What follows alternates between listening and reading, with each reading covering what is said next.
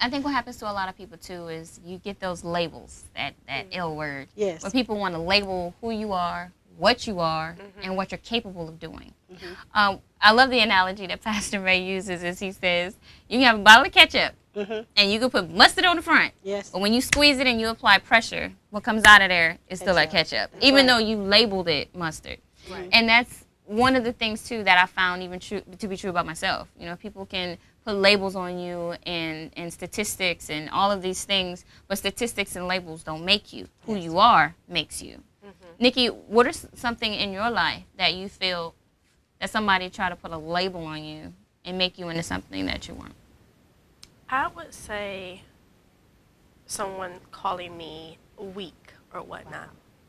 They tried to put that label on me, and yet, you know, I've surpassed that. I mean, at this point in my life, I would look at it, you know, there's nothing weak about me. You know, you squeeze my bottle, and you know, I've come out like Hercules, so. I thought you were going to say Hershey's chocolate. I was like, ooh. I know, give me some. You said it too. Take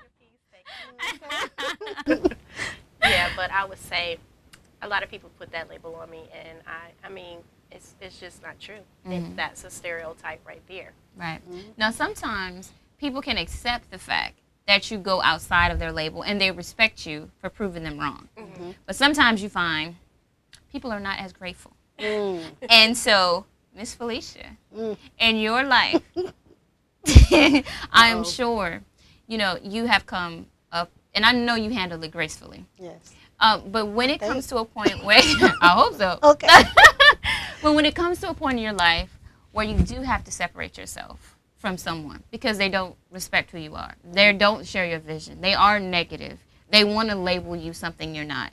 And in order for you to stay true to yourself and remember who you are, you have to remember to sometimes you put pressure on your own self just to make sure you're still alive. You're like, okay, how many times am I going to let somebody call me ugly or fat or stupid before I say, am I really stupid? Let me squeeze myself. let me check.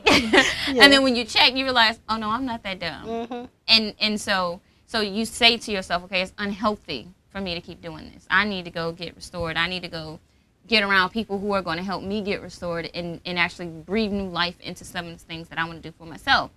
How do you handle separating? Quietly.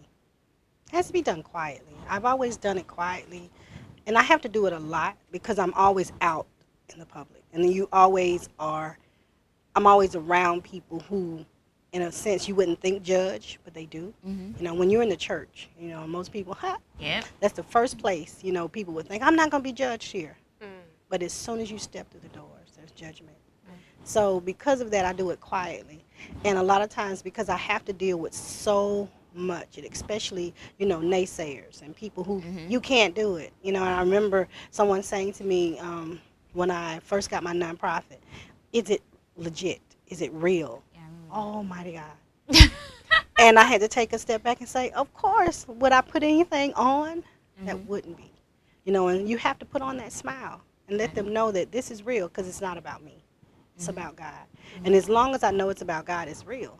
So, yes, it's real.